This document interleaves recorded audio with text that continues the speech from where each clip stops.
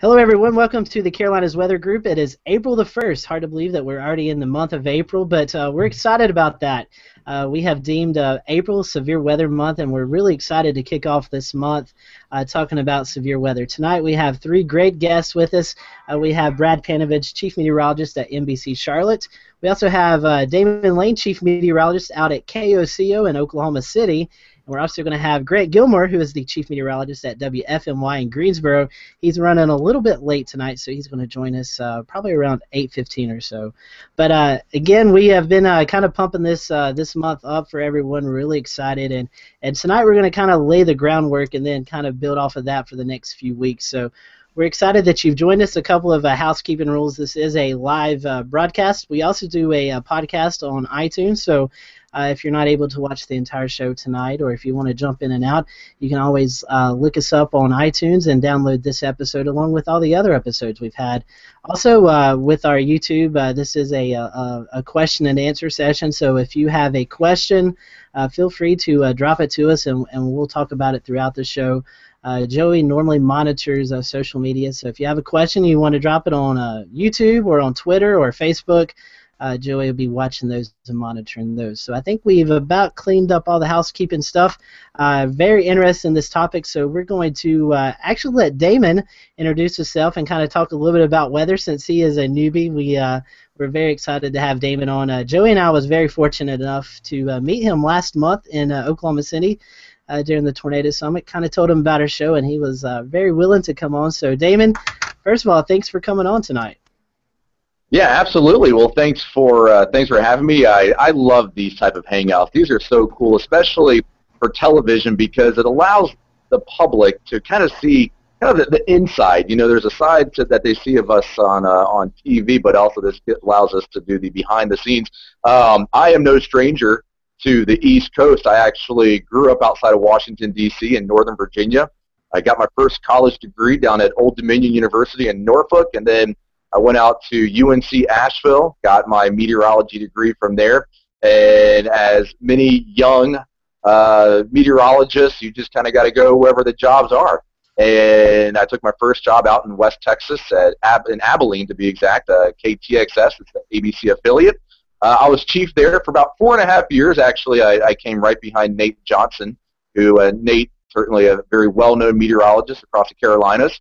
And then back in 2009, came up to Oklahoma City, bought my first home in Moore, Oklahoma, and we've had a couple close calls, but it's definitely my home, and it's going to stay my home. It's not going. No amount of severe weather is going to chase me out of that town. And Damon, you and I were talking about you guys have an interesting twist to the Carolinas out there at KOCO. Several people from our area is actually working out there for you guys.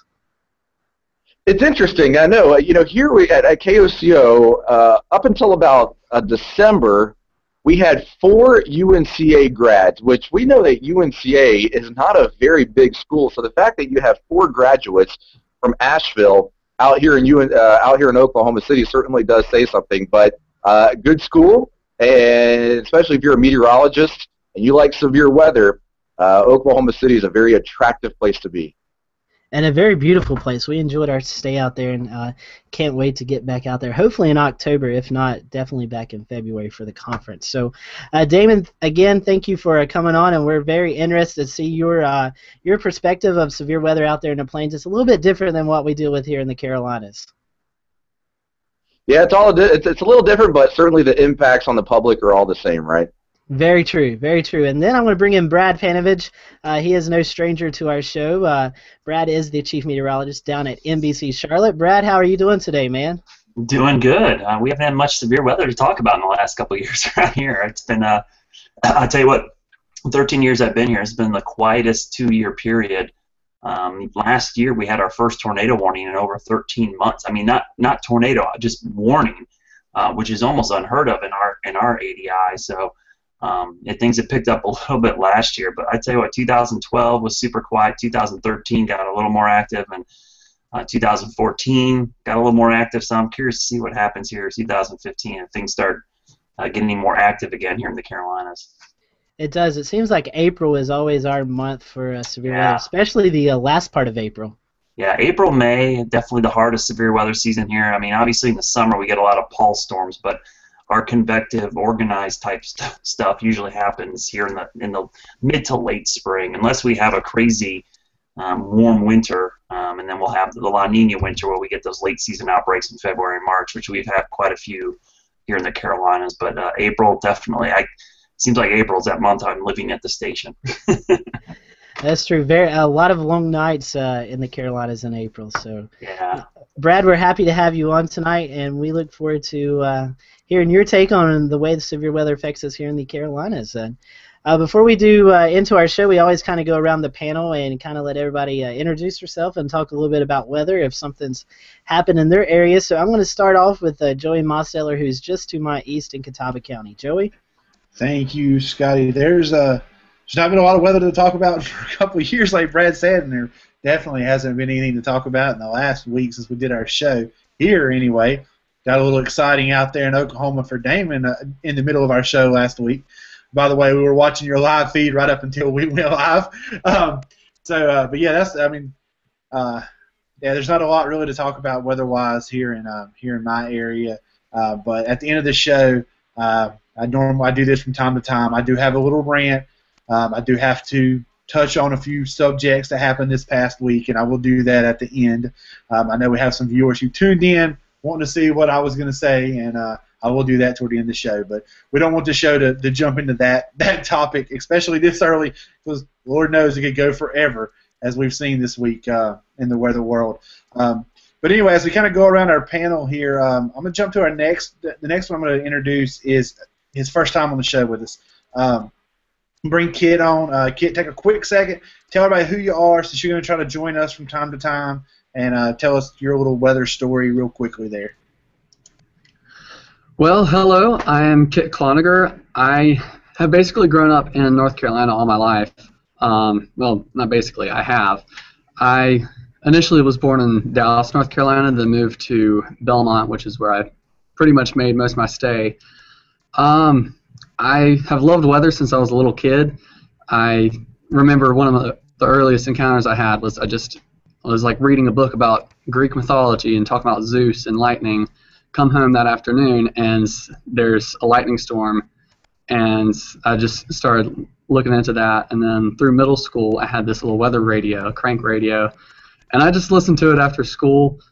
Just have it in my backpack. It was kind of bulky, but I'd still tote it around. And then I'd also watch the radar loops, just watching them for an hour and a half whenever there was just a little shower just out to the east that had nothing to do with me, but I just keep looking at it. And then by the end of the high school, I just sort of applied to a couple different schools and thought UNC Charlotte would be a good one for meteorology, and here I am, a sophomore meteorology major. And that's me. All right, thank you, Kit. And you guys were introduced to Cody last week. Cody is also a student at UNC Charlotte, who is in the meteorology program, and we all know Mr. Alston, who is the future, as Joey likes to refer to him as. So I was going to kind of wait for Grant because I didn't want to start off with him, but we're going to go ahead because I feel like we'll probably talk up to the 9 o'clock hour and maybe a little bit after, and I know Brad and Damon will have to get back to their real time, to their fun job there on TV. So guys, I want to kind of start off the discussion. Generally, a lot of people think a thunderstorm is always severe, but that's not always true. So I want to open the forum up to you guys. What is exactly a severe thunderstorm? Depends on who you ask. Brad, do you want to start us off? Well, the Weather Service, the National Weather Service, has strict definitions of 58-mile-an-hour winds, 1-inch diameter hail, or larger, and obviously tornadoes. But I think more and more of us, at least that work in the TV business and deal with the public in general, find that those thresholds are a lot different for the general public. Lightning is not a indication of severe weather, though. It is a huge threat to people outdoors, and even winds of 40 or 50 miles an hour, which are below severe criteria, do impact a lot of people. So When we say severe weather from a strictly meteorological standpoint, we're talking about 58-mile-an-hour wind gusts or 1-inch hail or tornadoes. But in general, dealing with the public, like I always say, if you're in a mobile home or a lot of festivals here in the spring and summer and you're in a tent, a 40-mile-an-hour wind and lightning outdoors is considered severe weather to most people. But we kind of go with the warning and watch criteria based on those thresholds that the Weather Service has developed over the years. And Damon, anything you kind of want to add to that? I know you guys, interesting story, and Joey and I heard a little bit about this out in Oklahoma City. The University of Oklahoma is starting to kind of phase out the word thunder and put more emphasis on lightning. Lightning, and you know, especially from OU standpoint, you know, they have to look at it from whether you have people outdoors. I know OU football games, a lot of times, you know, they have to get people out of the stadium or get them in shelter. So they do want to certainly emphasize that aspect as well. But what we have looked at, especially out here in Oklahoma City, and really what Oklahoma City media, you know, the TV stations have trained the viewer to know of what a severe thunderstorm warning is not so much the 58-mile-per-hour winds or the 1-inch hail, but it's the impacts.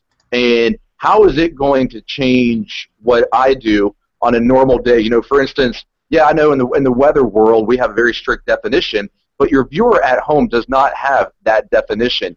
What they look at as far as severe is, am I driving home this afternoon? Is this rain coming down so hard that it's going to make me actually pull off on the side of the road? That is what, to them, is severe. So you kind of have to look at it more so from an impact base. And anything that disrupts normal, everyday lifestyle to the viewer across Oklahoma is going to be listed as severe. I mean, that could be 40-mile-per-hour winds. That can be pea-sized hail. You name it, if it has an impact, it's severe. That's a very good point, Damon. And as we talk about that, the kind of criteria, and then the public, you know, they see the smaller hail that's not an inch in diameter and stuff like that, but it is all severe. So that leads me to our next question, and I'm going to give it to my friend, the slacker, Grant Gilmore, for coming in late. Grant, what is the setup for severe weather? What is the ideal setup that we want to see here in the Carolinas? And then I'll toss it over to Damon and see what the setup is there in the Midwest. I'll tell you what, you know, here in the Piedmont of North Carolina, you've got to have a lot of things come together just right in order to get that severe weather. A lot of times it's more so what we don't have that really comes into play. But, I mean, you know, the big factor that we get a lot of here in the Piedmont of North Carolina is, I mean, you know, a ton of moisture. And I think that's, you know, that's true pretty much anywhere. Is you get a lot of moisture, a lot of really humid days across the spring months and the summer months, but you need that contrasting air mass. You need a warm air mass, and you need, you know, a cold air mass coming behind it, and that's usually kind of a focus for where you're going to find, you know, that development of severe weather. So that's going to create that instability. So you need to have, you know, some sort of trigger mechanism to launch that instability. That could be a cold front, that can be some upper level energy. That could be shifting winds, and that's another criteria that I think that we look at, especially when we're looking at the possibility of tornadoes, is if you have wind going, you know, pretty strong coming from south to north at the surface, then you have a strong west to east flow, you know, a good 15, 20,000 feet above the surface, then you're going to have, you know, a situation there where you're going to get some tornadoes. So you want a warm, moist environment, and you need to have, you know, something to launch those thunderstorms, and that's what you're going to get. And Damon, for you guys out there in the plains, you guys see this a lot, especially in the spring months. Yeah, we actually do, and I hate to say this, and I'll answer this question. Then I just had some severe thunderstorms just pop up in my viewing area, so I'm gonna actually probably have to jump off for a little bit, and I'll jump back in. I got to do a cut in, but you know, one of the most important things that really I try to emphasize to anyone that comes out here in Oklahoma, and when we're looking at what creates severe weather or the pattern setup, is first thing you have to do is you have to understand climatology. Know the season that you're working with so that you can look at things. What would create severe weather in December and what is a severe weather setup in May can sometimes be pretty different. Sometimes you don't need those 3,000 and 4,000 Cape days in December to get severe weather. As a matter of fact, an example that was very interesting is it was the first marginal risk day that we had under the new classification of SPC terms. This was back in December, and a lot of people kind of joked about it and said, oh, we're not going to go chasing on what is a C-Tex day. But we ended up actually having 2 tornado warnings that day. So the first thing is understanding the climatology of the season. Now, this time of the year, we get a dry line. It sets up out across the west. It's usually very sharp. And any time that you see that dry line setting up, you see instability high. It doesn't even have to really be that high.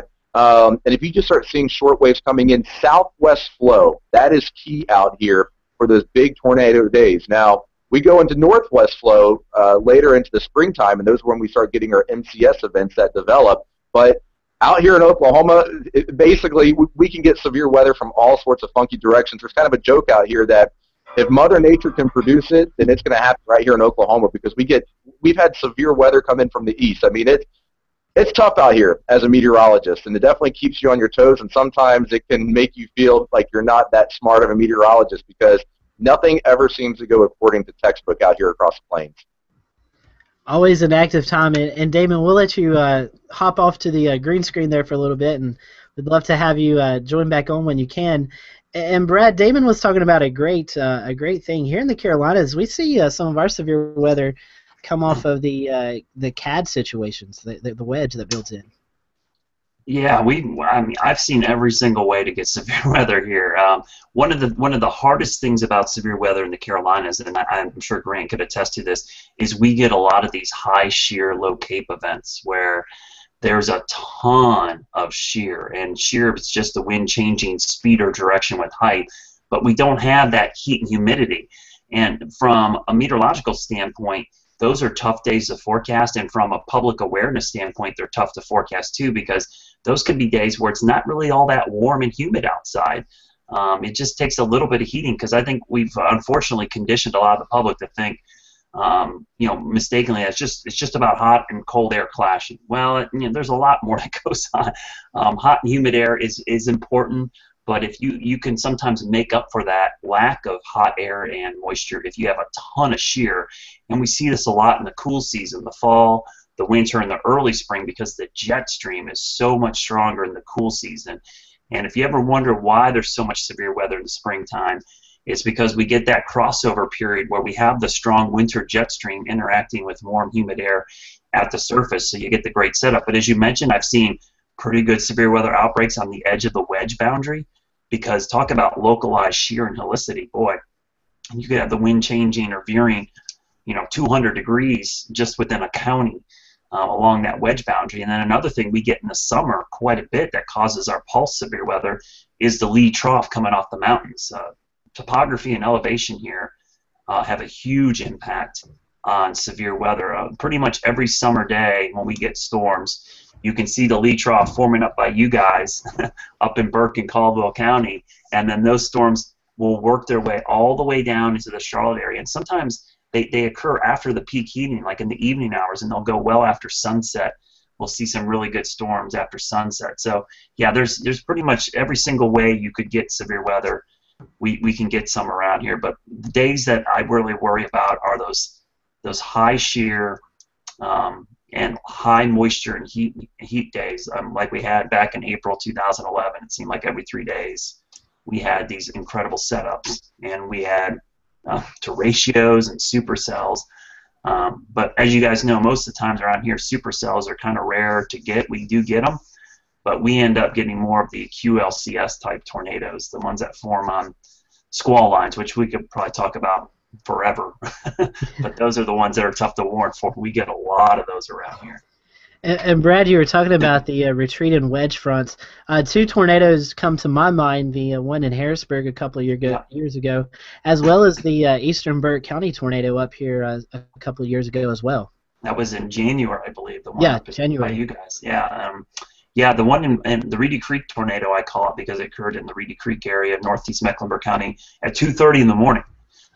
We had a pretty strong thunderstorm form on the warm side of the wedge, and then interact with a boundary and the wedge front itself. So we had kind of a localized triple point. We had 3 boundaries kind of all come together. And in some ways, it wasn't the exact same setup, but the tornado that Damon had to deal with and more formed kind of in a similar way. They had a strong outflow from a severe thunderstorm, and on that leading edge of the outflow, they had an interaction with another boundary, which spun up that Moore tornado, and the Reedy Creek tornado spun up almost exactly the same. And it ended up being an EF2, damaged about 20 homes, and took 2 kids and blew them onto I-485 in the middle of the night. I mean, it was a really scary storm, and it wasn't warned for because it formed very quickly, and it was kind of in the radar no man's land here in Charlotte, because we don't have an X-ray Doppler radar within a usable range of the metro area. But that's a whole nother rant I could get on at a later time.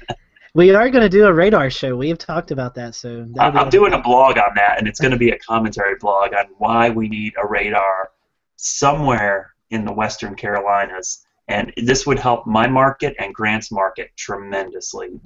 Those 2 markets are not served by the NextRad Doppler radar network at all right now. And Charlotte just surpassed, the county of Charlotte, the Mecklenburg County, just surpassed 1 million residents. To think that there's 1 million people that live in Mecklenburg County, and the radar beam from GSP is at about 8,000 feet when it gets up here. And I know we have terminal Doppler, but thank God we have terminal Doppler, but there's a lot of drawbacks and downside to terminal Doppler radar. The Weather Service will tell you, oh, it's okay. And I always say, well, why don't you put a terminal Doppler down at GSP and swap out the 88D? And they would never do that because they know there's drawbacks. Terminal Doppler was designed by the FAA to detect wind shear in a localized area around the airport. It was not really meant for weather reconnaissance, which it's now being tasked to do. It also doesn't help when there's something blocking the radar beam. Oh, you mean that cell tower on the Northwest Radiant? It doesn't affect anybody, right? Except for my entire it's county. Only a giant wedge of no radar data. And then the thing about terminal Doppler, it's a smaller power C-band radar, which does something we call attenuation. If there's a heavy rain shower in front of the radar beam, it soaks up all the radar energy, and it can't penetrate that storm like the 88Ds can. So our own local radar station has the same issue. We call it attenuation because it's like if you have DirecTV and you get rain fade. This happens to these small radars all the time. The radar beam can penetrate heavy rainfall very well. And Grant, I was gonna ask this for Damon, but I'll toss it to you. He talked a little bit about the dry line, and that's something we don't really see too much here in the Carolinas. We don't have to experience with that, but can you kind of talk a little bit about what that exactly is? I have to be honest. I mean, I have never forecasted a dry line before. I haven't really had much experience with it. Essentially, it's the same thing as a cold-fronted principle when you have a boundary of 2 different air masses that have 2 different types of characteristics. So you've got dry air that's coming in from the desert southwest that's lining up with some boarding adjacent to this incredibly warm and humid air coming out of the Gulf of Mexico. So they get that all the time out there, lining up right through Texas up into Oklahoma and into the Central Plains. And, you get this dry, dense air that, builds in, and that is just an incredible, lifting mechanism for that warmth and moisture to ride up on and be that line of severe weather. So it's it's just a different type of front, I guess you could say. Not technically a front, but still a boundary between 2 different air masses. And I mean, gosh, you couldn't have more contrasting air masses there when it comes to moisture. Really moist and incredibly dry, hence the dry line. Yeah, you hear a lot of storm chasers. They're setting up right where that dry line's going to set up at, and that's game on since then, or from then. And and that's a pretty easily forecasted line. You can really see that dry air setting up. So I mean, that's something where you can see that dry air moving in. You can see the moisture begin to build out of the Gulf of Mexico. So that's fortunately for severe weather forecasting, those guys out at the SBC and a lot of the meteorologists and with Damon and OU and all those guys, they have a nice little ability to put a focus on where that severe weather might be, though it could be pretty bad. All right, yeah, and that's a great explanation. So my next question, and I see that Brad's trying to share something. Brad, do you have something to add to that? Well, I was just showing a reason Damon had to leave us is because the dry line is flaring up storms in the western part of his viewing area. The dry line, I chased for 2 years out there, and It is, as Grant said, it is easy to set up and just follow the dry line. Usually during the day, the dry line advances east, and at night it starts going back to the west. And part of the reason you get so much dry air lining up to the west is you've got obviously the desert Southwest, but the terrain goes from the high plains there, West Texas, the Panhandle. The air is actually sinking, and it's really drying the air out there. I think Damon even mentioned that southwest flow that really drives that dry line and helps create a lot of wind shear. And then at the surface, you got this low-level flow coming in from the Gulf of Mexico. And if you ever wonder why we get so many tornadoes in the United States, it's all about the geography. If you look at the southern part of the plains there, we've got tropical moisture, we've got desert Southwest, high plains, mountains. I mean, we've got everything you need to kind of funnel all the ingredients into the southern plains, which makes Oklahoma just like a hotbed for chasing tornadoes. It certainly is a very active area, and this is going to kind of transition to our next question. Grant and Brad, both of you guys, we had a potential severe weather outbreak last year, and it was a bust for us. And so my next question is, what are some of those factors that we have to deal with that sometime can bust our severe weather forecast? Scotty, the last 2 years have been a bust. That is true. I remember that bust vividly, and thanks for bringing it up. I'm sorry, I didn't mean to. that was one of the better. I think we actually had a moderate risk for the Carolinas, which was pretty rare for our part. I mean, there's only been a few times we get moderate risk, and maybe just a handful of times I could think of a high risk. But we had a lot of wind shear in the perfect setup, and we got wedged in. And we had big convective thunderstorms form down near the Florida Panhandle. Actually, all the flooding, if people remember that flash flooding that happened in Panama City with a big MCS, it blocked all the moisture flow coming back north and pretty much shut us off from getting any severe weather with that event. And that's something you always watch for, because if you get convection to our south, it can really rob that deep moisture flow into the Carolinas. And in the springtime, the wedge can be it is the most difficult thing to forecast in this area. When you got severe weather, man, you get into that warm sector, it's game on. But if you stay in the cold sector and you're in the wedge, man, nothing's happening. You just have no instability, no surface-based instability. At least sometimes you get elevated convection, but surface-based CAPE is about nil in those setups. Okay. Interesting. Go ahead, Scotty. Oh, I was just going to say that's what we call here in the Burke Weather Office the Carolina Rob job. Yeah. Oh, it's horrible. It's crazy because, you can see that convection in a forecast. You could sit there and say, okay, I'm taking that into account.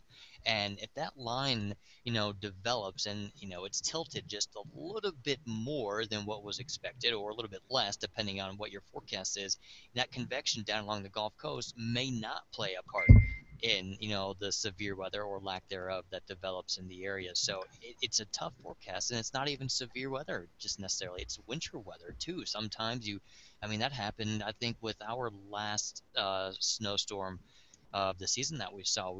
That convection fired up, and our snow shut off pretty quickly. So that's tough to do.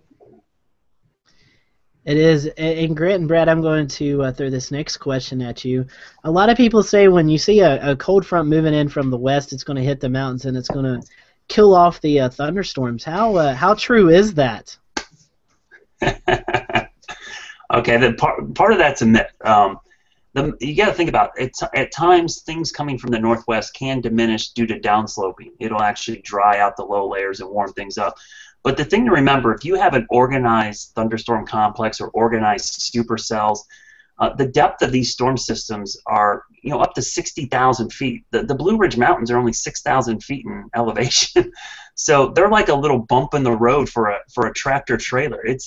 They don't always have an impact. They can have an impact at times, but it's not a tried and true thing. You can say, well, if the storm moves in from the west, the mountains will break it up.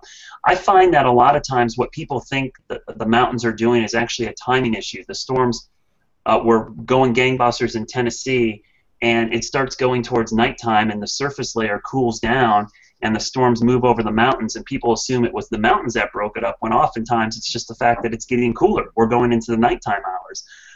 The other thing to remember is sometimes the mountains can aid in thunderstorm development, especially if we get a southwest or south wind. the mountains can actually act as a trigger mechanism for convection. We talked about the lee trough, and if you guys are familiar with this, there's a theory out there that storms that form at lower elevations and move into higher elevations actually can cause tornadogenesis. I know the Huntsville office down in Alabama deals with this because essentially what's happening is something called the level of free convection, we call it, the LFC, is basically the part where the storms start to develop at an altitude. If you shrink that closer to the surface, you tend to have the rotating updraft closer to the ground, and you can get tornadogenesis. Well, a lot of times we look for these low LFCs and LCLs on severe weather days, but if you take a storm and move it into higher elevation by basically taking the ground closer to the cloud, you're effectively lowering the LCL, and you can create severe weather. So I tend to think it's not a tried and true thing to say that the mountains always break up severe weather. Oftentimes they can aid in severe weather, and sometimes it's just a case of mistaken identity. I think they can disguise it too. You know, when you look at, like you said, Brad, the timing of a system. If you have a cold front that's moving over the mountains, early morning hours, you're not going to have a lot of that instability, along that cold front there over the mountains, and it really becomes it's not a guessing game, but it's tough to figure out exactly where is that cold front going to be when the instability reaches its boiling point. And where are those storms going to line up there in the foothills or in the Piedmont of North Carolina? And unfortunately, right here in the Piedmont Triad over Greensboro, Winston-Salem, we seem to be right in that line of when those storms go from just, maybe a few showers to potentially severe weather. So, it's tough because you're probably not going to have as much instability over the mountains just because of, less heating and other impacts. Yeah, and sometimes if you have a strong low-level jet, if those storms, like you said, Grant, cross over the mountains, they get into the juicy air over the Piedmont, they'll take off like crazy. I mean, those are tough because you can't track those. They're actually forming right over us. They're not tracking in from the west, so those are tough days. I think Kit has something to add on. Yeah, in my weather forecasting class today, we were talking about the level of free convection, and we had gotten a forecasted sounding for the afternoon in Omaha, Nebraska, I think it was, and it was showing a good amount of convection availability for it, and I'm looking over at the radar right now, and there's a number of thunderstorms popping up, and I guess that's why Damon had to pop out for a few minutes to go and broadcast that. South Central Woodward County. Oh. And apparently there's a severe thunderstorm warning. Yeah, the GR Earth is talking behind us. Austin, I think you have something as well. Yes, my mom wants to notice the difference in height between the LSC and LCL affect tornado development. Yeah, absolutely. The LCL especially is something that the lower it is, usually the higher the risk for tornadoes. Usually anything below, like about 1,500 feet is something to watch out for. Basically, and for people that don't know what these terms are, it's basically the cloud base. How close is the cloud base to the ground? Because you can imagine most tornadoes form within the cloud, the updraft, the rotating updraft. So the shorter the distance is from the cloud base to the ground, the easier it is for a tornado to form. In the plains, sometimes you get these high base thunderstorms that sometimes produce what's called land spouts, or they can never get a tornado down to the surface because that distance is so great. And a good example of what a low LCL can do, if you remember the outbreak here in the Carolinas, the big one in April 16, 2011, it was the most tornadoes ever in one outbreak in North Carolina. That day, the LCLs were like at 500 feet. I mean, it was like ridiculous. And that's how you get those big wedge tornadoes too, because literally the entire mesocyclone is like touching the ground. So it takes very little distance to get those tornadoes down to the ground. So a lot of times when I'm thinking tornado days, I'm really looking carefully at those forecast soundings and the forecast LCL levels. Because I want to see how easy a tornado could form. Because those are the days where, like in the plains, if I was chasing and I saw a low LCL day, I would say if not on the storm within the first 15 or 20 minutes it forms, I might miss the tornado form because they will form super fast in that kind of setup. And I was actually going to just throw a plug there. 2 weeks we have the show where we talk about the outbreak here in North Carolina. And also the week after, we're going to talk about the super outbreak, which was another event where you had extremely low cloud base on that day. Yeah, looking That's forward to one those. thing. I did a blog on that event, and I just remember that was the one thing that stuck out to me looking at the soundings from that morning, how incredibly low the LCL, some of the lowest ones I've seen in North Carolina for any outbreak. It was unbelievable. And that kind of goes into, you're talking about the soundings and the SQT models and stuff like that. Grant, I've asked you and Brad both this question before on this show. You both prefer forecasting severe weather against winter weather. Why is severe weather, quote unquote, a little bit easier to forecast than it is for winter weather? Well, I mean, one thing is you're working with one type of precipitation. You're not having to deal with, as much of uncertainty. There are different possibilities. But when it comes to severe weather, you can usually see it a lot better. You can see the ingredients that are going to form and potentially produce that severe weather. So whether it's shear, or you're looking at moisture availability, or instability, or potentially an energy or a trigger mechanism to come in and launch that severe weather, and it's so much easier to see that. Now, obviously, severe weather operates on a much smaller scale. When you're talking about pinpointing exactly where that severe weather is, that's very difficult. When it comes down to pointing down exactly where a tornado is going to occur, nearly impossible. But there have been improvements on that, and the science is improving as much as it can on that. However, when it comes down to broad brushing an area with the potential for severe weather, that is a lot easier than really trying to break down, different layers of freezing, or warm sectors coming in, warm noses and such with winter weather. So I think severe weather, you're able to broad brush it a little bit more. However, the exact details and timing of severe weather is still pretty complicated. That was very good. Brad, do you have anything to add to that? I agree with Grant. I think that there's severe weather is still difficult, but the verification process for severe weather is a lot easier than winter weather, because if you can pretty much guarantee when there's going to be a severe weather day, you're going to see some kind of severe weather in the area. It only takes 1 or 2 storms for you to verify your forecast. Like, hey, we got a severe thunderstorm. Whereas winter weather, I mean, people verify at their front lawn. I mean, they can go out and tell you whether you got, 1 inch of snow or 2 inches. So it's a lot more difficult to verify. And there's just less variables with severe weather. It's more cut and dry, and it just seems like the science is much more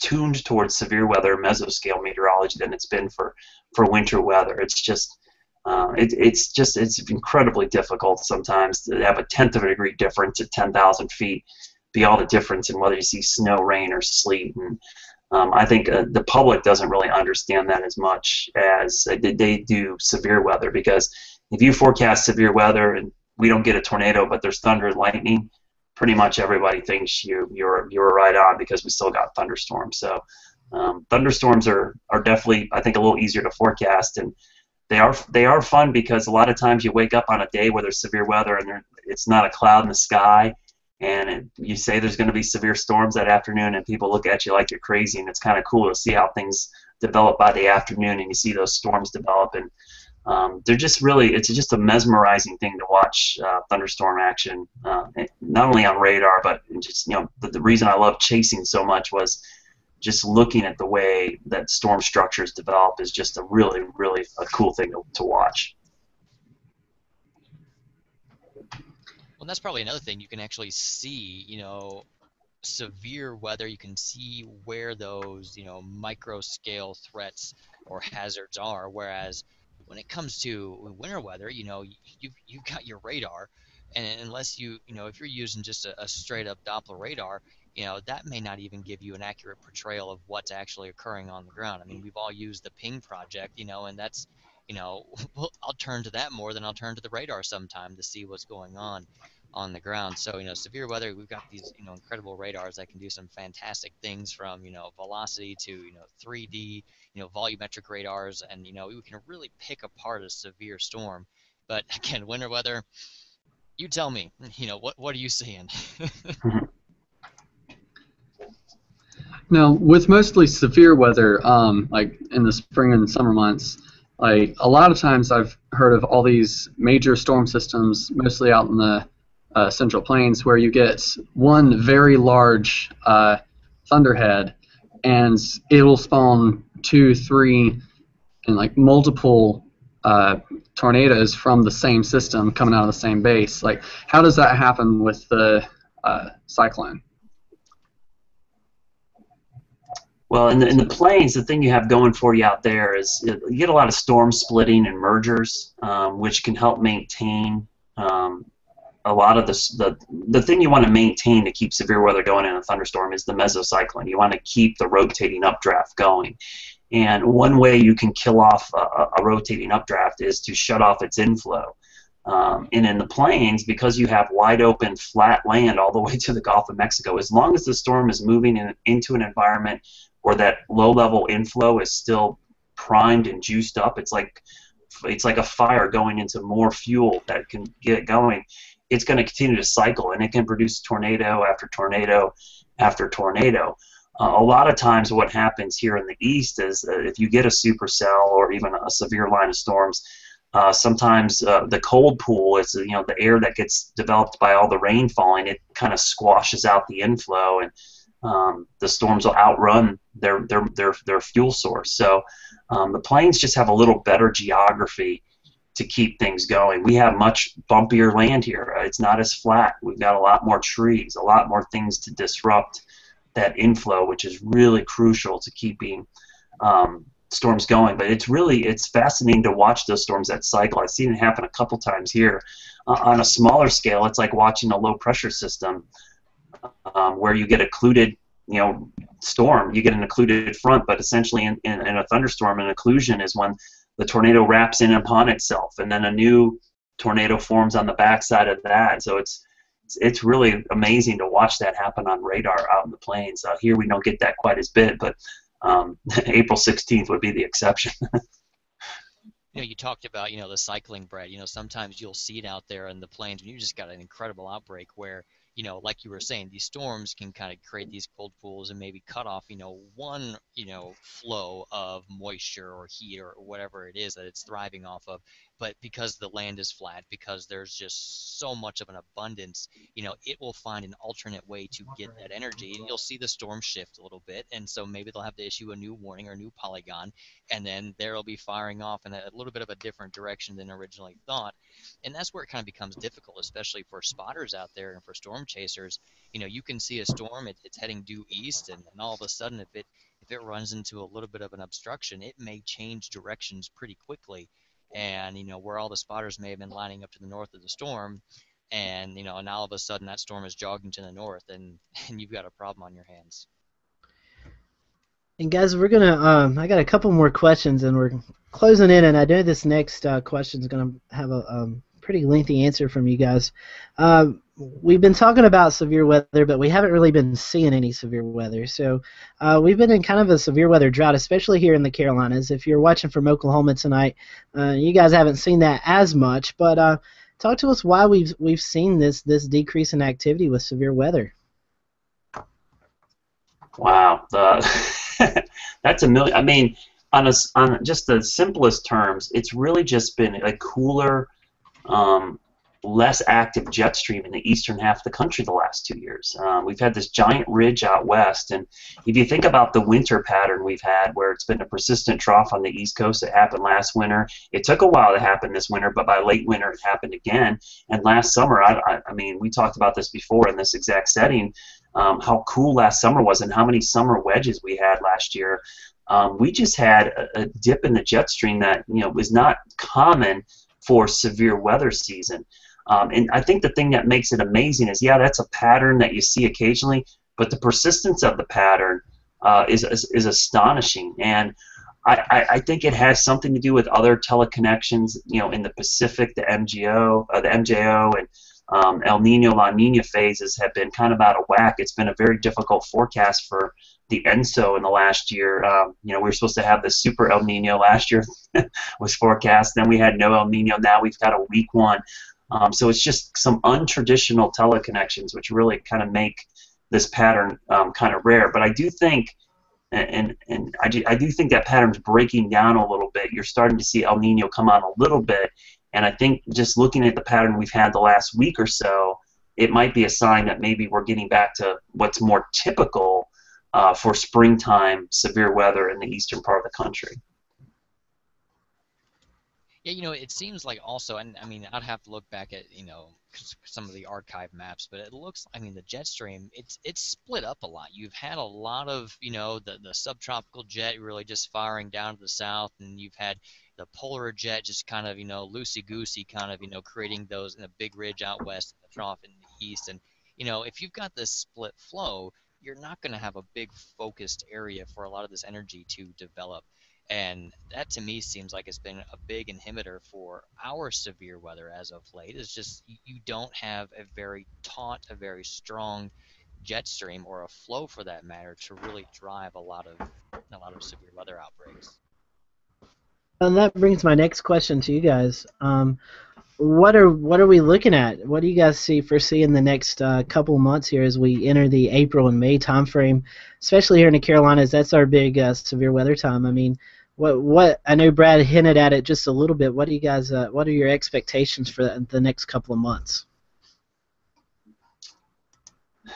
Well, I mean, I do think just looking at the long range pattern, at least here in the next long range, next week or two, it definitely looks like a more active pattern. I don't know if it's going to stick around longer, but it definitely looks more active than the last two springs. Last year was a little bit of a bounce back, but this year I think it's going to turn around a little bit more. And to see that April is here, and really April, we talked about before we went on the air, is April's kind of like when things start cooking around here. We start getting some heat and some jet stream action.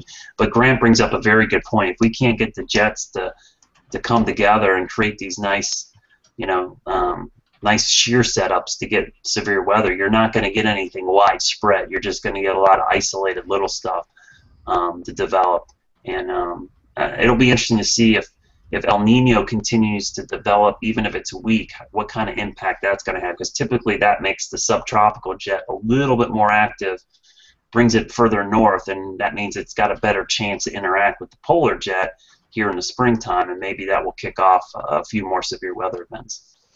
It's so hard to say. You can talk about kind of long-range climate forecasts, and you can even put together a decent winter forecast. But when it comes down to predicting a severe weather season, especially when you're coming off of what was really an atypical winter, especially for the Northeast, I mean, it's really hard to pinpoint exactly what type of severe weather we're going to see, and all of that said, just like hurricane season, it only takes one outbreak, it only takes, a good 5-day period where that jet stream and the subtropical jet, they link up, they make it, really strong, and you've got yourself a 3-day outbreak starting in the plains and moving through the deep south and then finishing us off, here in the Carolinas. So, you could have a relatively tame severe weather season with 3 days of mayhem. So, we'll just have to wait and see.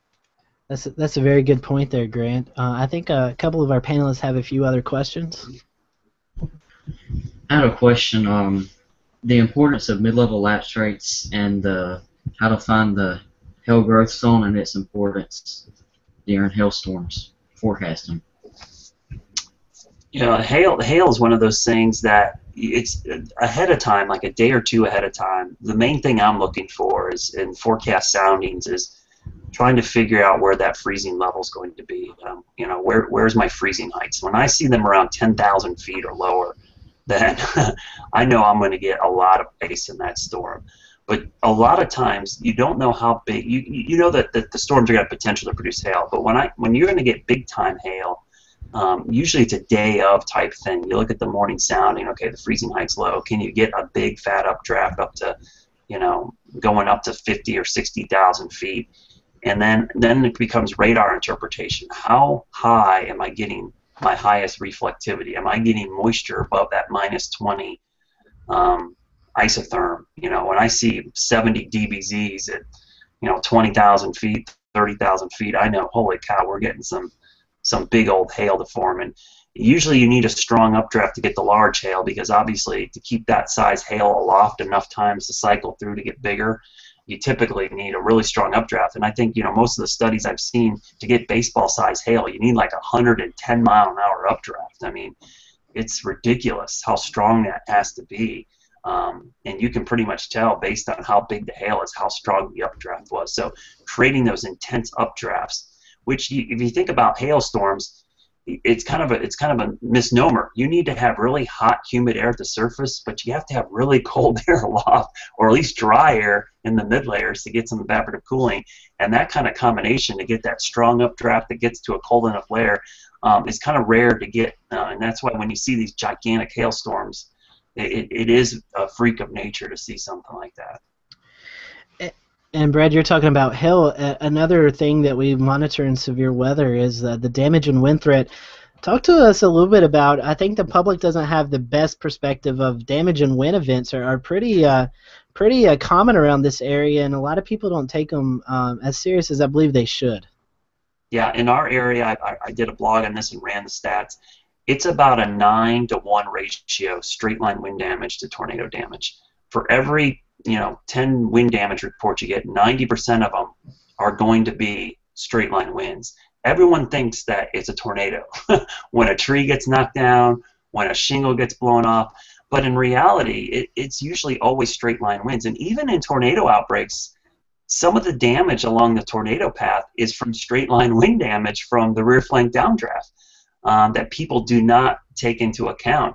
And some of these storms we've had around here, we've had derechos and bow echoes that have produced 80 to 110 mile an hour straight line winds. And I tell this to people all the time. Your house is going to break in 110 mile an hour wind. It doesn't care if it was straight line or a tornado. So this obsession with it having to be a tornado is kind of a misnomer as well. So I think a lot of times people just do not take that straight line wind threat very seriously, especially if you're in a mobile home or a manufactured home or outdoors. A 60, 70 mile an hour wind could roll that mobile home pretty easily. And it's a very dangerous setup, because in any kind of windstorm, whether it's tornado or straight line, we're always worried about debris.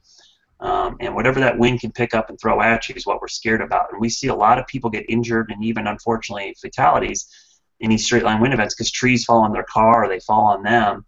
And that's something that I think people need to take very seriously. Just don't think because it's a tornado or a severe thunderstorm warning that you shouldn't take them both seriously. I think they equally should carry weight. And oftentimes the straight line wind damage is over a much bigger area than the tornado warning.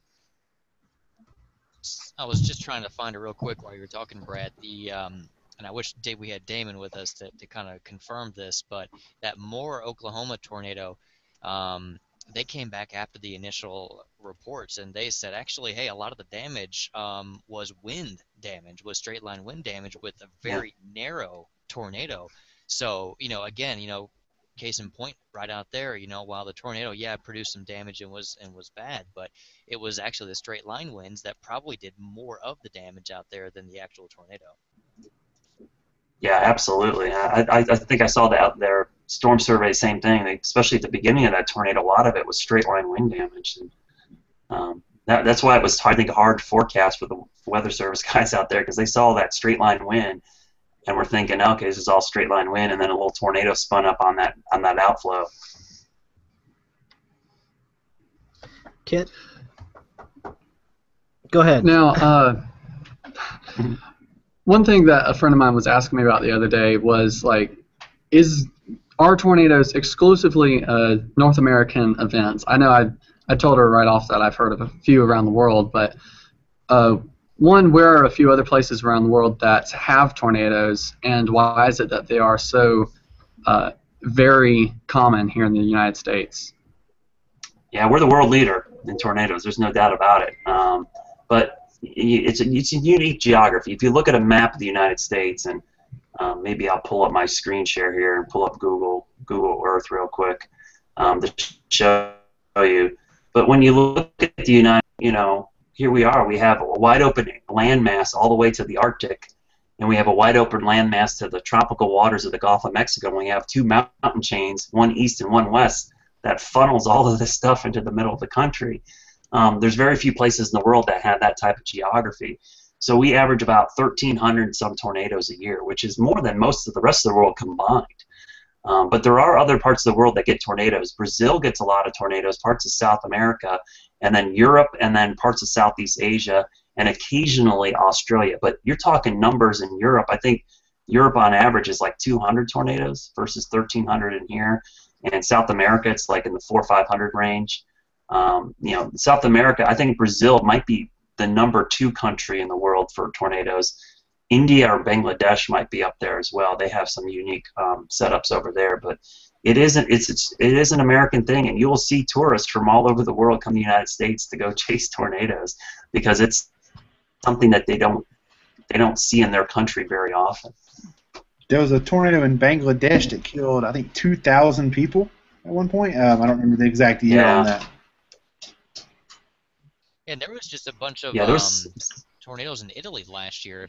Maybe it was in the fall more so than in the spring and summer months. But yeah, Italy gets hit pretty hard sometimes with some good tornadoes. All right, and I'm going to toss it to Joey as he's going to kind of end out the interview because we all know Joey likes a little bit of controversy from here to there. So Joey's going to kind of end up our interview with his last question. Yeah, and I don't want to jump too far into it because for one, I don't want to put anybody else on the spot because let's be honest, it's been a super heated issue over the last week.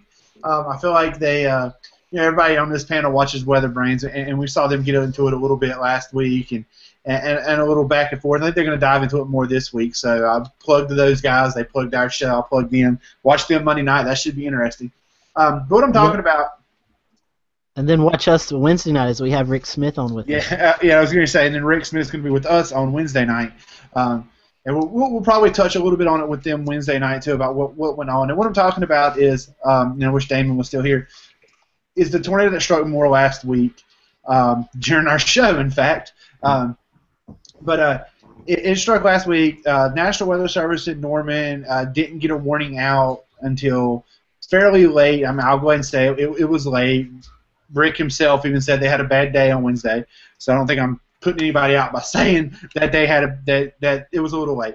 But what happened next was a private company, AccuWeather, kind of jumped on the bandwagon of screaming, those guys were wrong and we were right, and it turned into a gigantic mess in the weather world. And I'm not taking a side. I mean, does AccuWeather have the right to say we did something better than them? Arguably, I guess they could. Don't get me wrong, we could dive into a whole world of what they do, whether they were right or wrong. But to be honest, and the National Weather Service, did they miss one? Yeah, they kind of did. It was a touchy thing, and I get why they missed it. I understand it. I think everybody on this panel probably understands where the miss happened. But my point was, and I put this tweet out last week in the middle of what I hashtagged Weathermania, since it was WrestleMania weekend. But I put out this tweet, and I said, I hope that everyone's number one concern is still the people.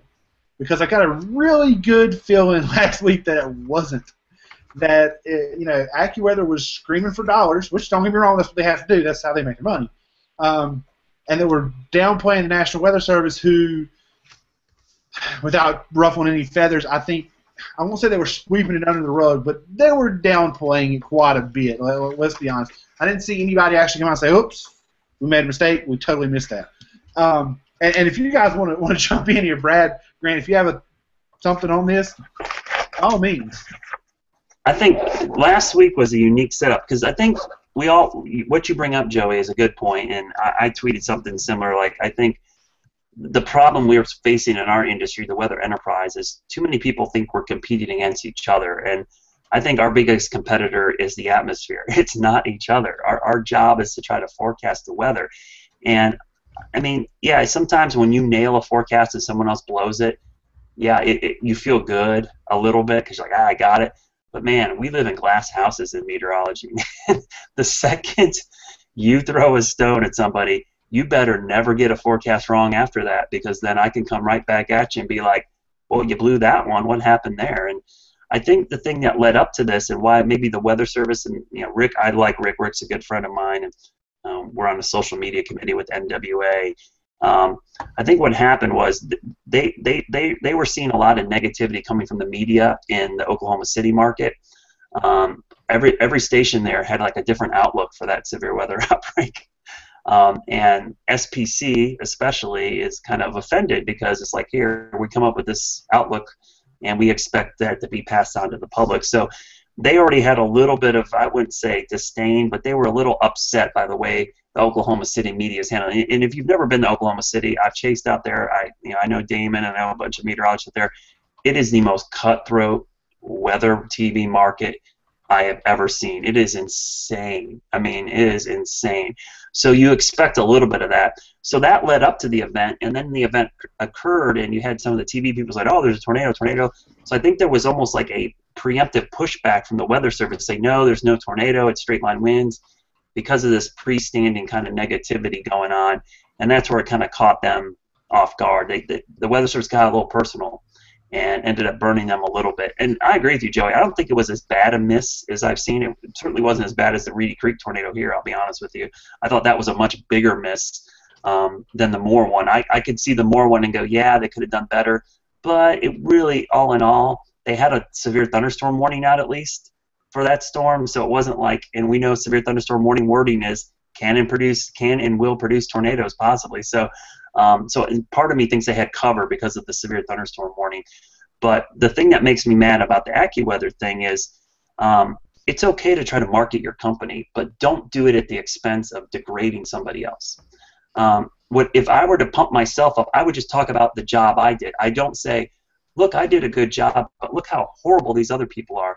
To me, that tells me a lot about that company, and that I think that's what would upset me. I have no problem with a company trying to make money and saying, look, Barron's put out a similar flyer and never mentioned anybody getting anything wrong. And so I think that's where you get the problem. You don't prop yourself up by degrading other people's work, and that's where I think AccuWeather stepped over the line. But I agree with you, Joey, 100%. As much as I work for my station and my company, I feel like as a meteorologist, we're all kindred spirits. Our job is to get the... Uh-oh. AccuWeather cut Brad off. I think I'll pick up where he left off because I mean it's true. I mean, you know, Brad and I work at different affiliates. You know, he's an NBC station, we're a CBS station here up in Greensboro.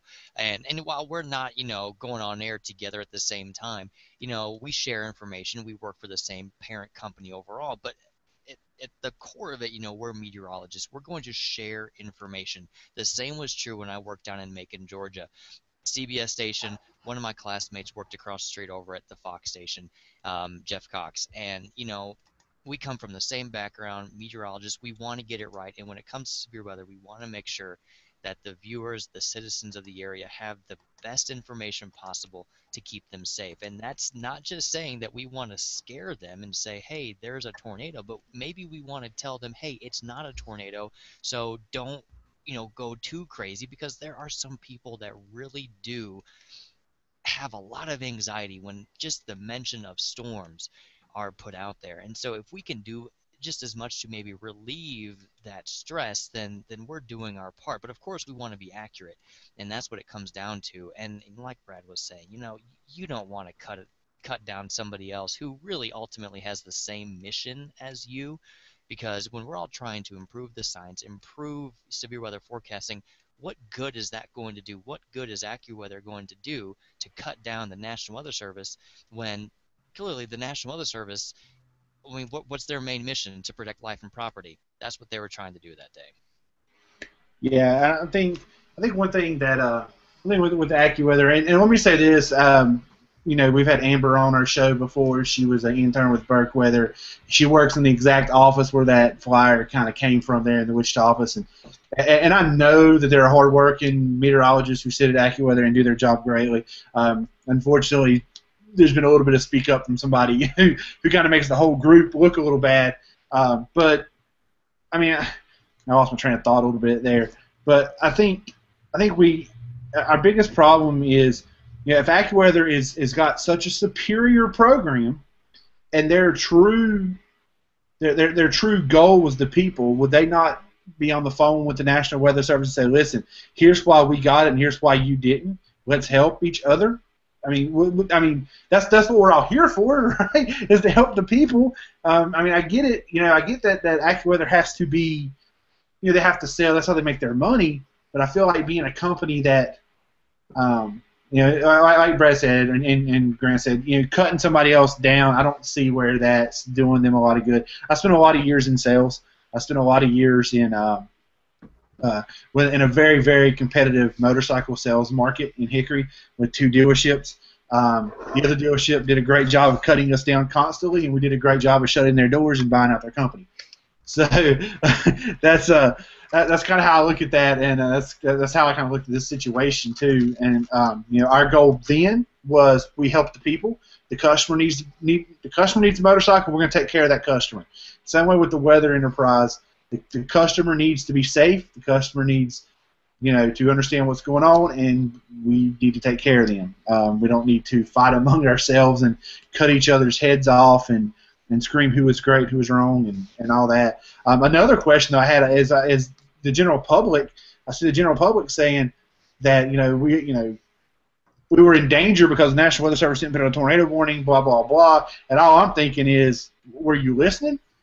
Because, I mean, the National Weather Service, especially the Norman office, has screamed 100 times about here comes a big, giant tornado that's going to kill everybody. And they didn't listen to that. Half of them didn't. But all of a sudden today, when they missed one, everybody was tuned in, apparently. But yeah.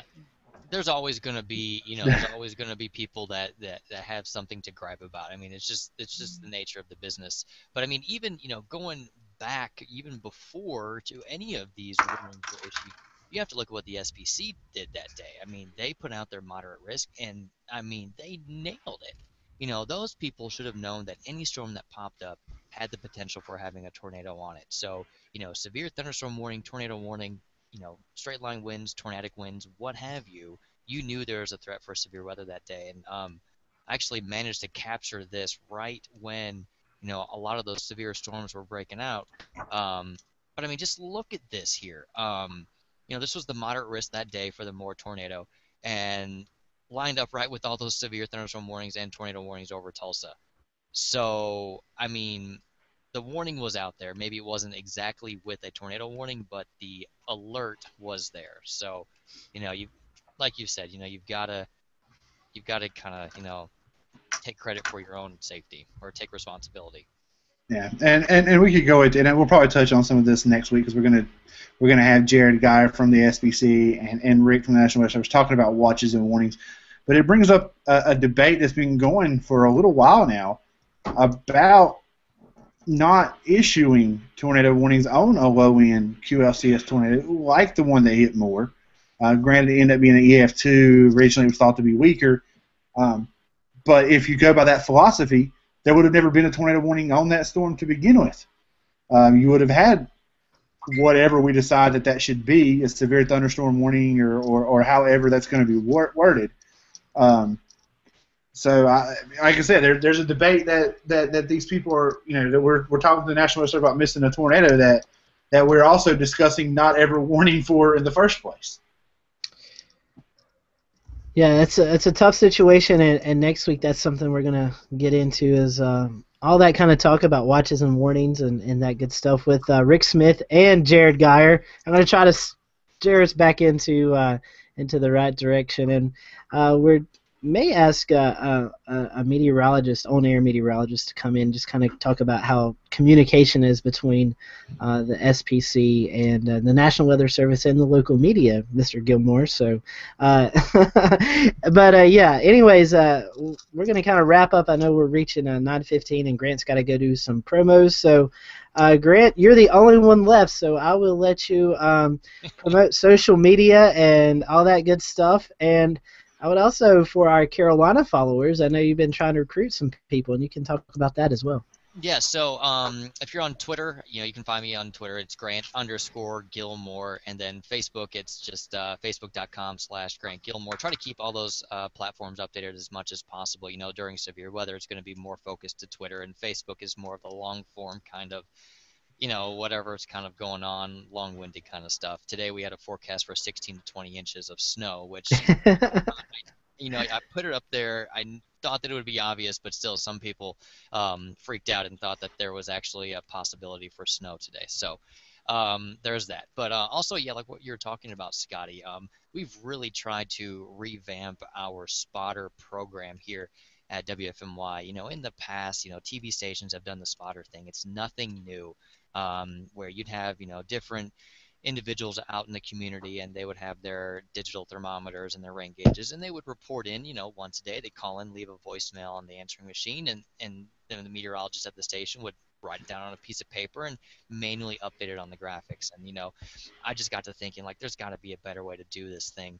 So we've developed a really cool program where we've got a whole website set up where spotters can register, sign up, go onto that website, log their high-low temperature, weather commentary, snowfall, rainfall reports, and it will automatically load right into our graphic system.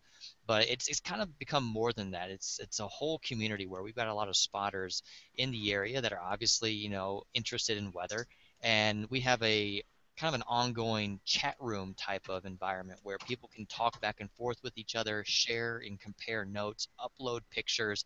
So it's almost a more lower end version of social media, but it's really cool. So anybody in the WFMI viewing area, or even outside of the viewing area, Scotty and Joey, you guys are a part of it, and we've had a few other people down kind of in the Iredell County area that have jumped on, and especially when it comes to severe weather season or any season with weather coming up that way and moving into our area, we'd love to get your reports and your information. So if you're interested in being a spotter for us, let me know. You can email me at ggilmore@wfmy.com, or just find me on Twitter or Facebook, and I'd be happy to get you set up and ready to go. And it's really turned out to be a pretty cool thing because, we turn around and we use all of these reports on TV.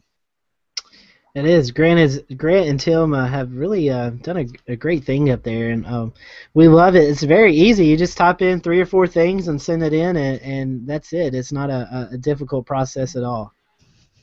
Good. And that's the idea, because sometimes even calling up on the phone and waiting for a voicemail, that can be a little cumbersome. But it's great because it automatically updates and it's done. It is. It's a good program, and I'm happy to be a part of it. So I appreciate the offer of doing that, Grant. So we're going to kind of close up shop tonight. Again, thanks everyone for watching here in the Carolinas, and if you are out in Oklahoma watching as well, I hate that Damon had to leave early. We're going to try to maybe try to wrangle him back on when it's less active out there and kind of get his story. But next week we have Rick Smith on from the National Weather Service in Norman, Oklahoma, as well as Jared Geyer from the Storm Prediction Center. They're going to talk about watches, warning, advisories, and the whole process that goes behind it. It's just not typing up or coloring in a little county saying that there's a watch or warning for that. There's a whole process, and hopefully after next week's show we'll have a little better insight of what takes place in those offices. So, guys, I'm going to kind of wrap it up unless you have anything else to add before we close out. I guess I will throw out one plug. Brad, if anybody's looking for him on social media, he's easy to find. It's WX Brad everywhere. You can even look up his website. He does a blog, has some great information a lot of times on his blog. So he's pretty easy to find, and he does have a spotter network, sort of like Grant's, maybe not quite the same, for the Charlotte area too. So if anybody's listening from that vicinity, get with Brad on that. Yeah, WX Brad, and Damon Lane is at Damon Lane KOCO. So actually, Damon just sent us a message here saying he's sorry he had to leave. Please invite me again. Would love to chat more about Oklahoma, and we'll definitely do that. We'll get Damon back on the show. So for everyone, this is Carolina's Weather Group. We hope you've enjoyed the show. Leave us some feedback, comments. We have a booked month or two ahead, but we're always taking your ideas on the next weather show. For everyone on the panel, I'm meteorologist Scotty Powell. Hope you have a great weekend, and we'll see you next Wednesday. Bye, Michael.